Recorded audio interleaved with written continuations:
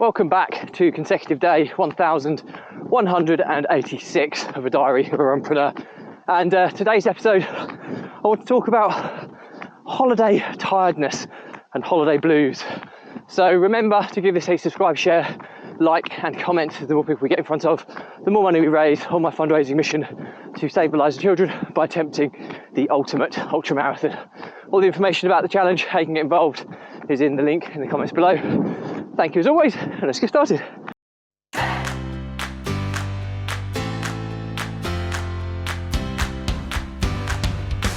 So, consecutive day 1186 of a diary of a runpreneur, and I'm back in the UK, back in my home county of Cambridgeshire, in the flat fenland runs that I've become so well acquainted to.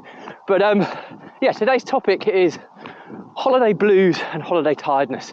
And pretty obviously the reason for the topic is we've travelled back from Northern Cyprus today, very early this morning. We had to be up at 2:15 in the morning, and we got back home I think around about just after lunchtime, so half a day of solid travelling with a couple of hours time lag as well, which we got back, but actually almost makes you more tired, if that makes sense. So Cyprus is 2 hours ahead, and we got those 2 hours back as we were flying back across the time zones back to the UK, but you've still used that time somewhere, if it makes sense. So it almost throws your body clock a little bit more. Now 2 hours of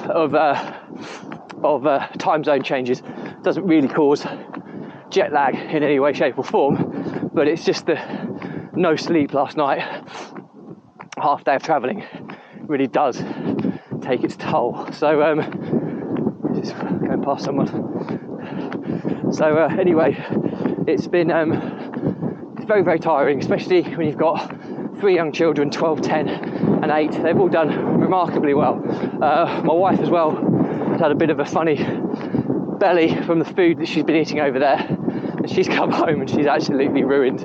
So she's been lying in bed trying to recover, and here I am out doing my 7.5 kilometres run on averaging below 5 minute 30 kilometre pace, as I'm on my training plan now to Yorkshire Marathon in mid-October. So and then the second part of this is holiday blues, and I think this is the bit we find the hardest. The tiredness is one thing, the travelling another, but we had such a lovely time. My 2 boys last night, they're both pretty soft, bless them, were crying themselves to sleep at the thought of coming home. They just loved it so much. And you get back, and although you're kind of ready for the trip home to get back, as soon as you get home you think, oh, I wish I was still there. You know, when you hear the music and the memories, the photos, all the things that you become so accustomed to over the past 2 weeks. And I think as humans we attach ourselves to things. So even though I was only in this new place for 2 weeks, at the early part of arriving it was quite apprehensive, but by the end of the 2 weeks I felt almost like I knew some of the locals. We knew the staff pretty well. We knew what the foods were like. We just became accustomed to that way of living. Now, clearly, staying in an all-inclusive resort isn't realistic enough to replace life, but still, we still get attached to things as humans. And what initially becomes very different becomes the normal quite quickly. And then when we become attached and we've normalised something, we then find it very difficult when we have to break that attachment. And I think that's ultimately what holiday blues are. And I've got so much going on at work at the moment. Now, I was working a little bit whilst I was away, and that's absolutely fine. That's my way of life in my entrepreneurial role. I'm fortunate enough to be able to work from anywhere with an internet signal. And it was a nice balance. I did maybe an hour and a half or so a day, which was nice just to keep on top of things, but also a really good balance of being away with the family.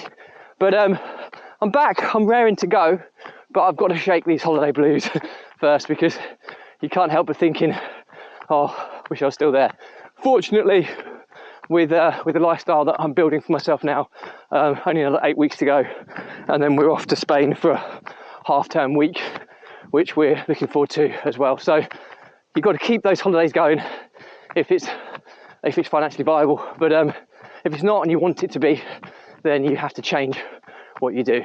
So anyway, to end there, the learnings from my diary today are holiday blues are generally due to attachments that we form and normalise as human beings in a short space of time, and then having to detach from them.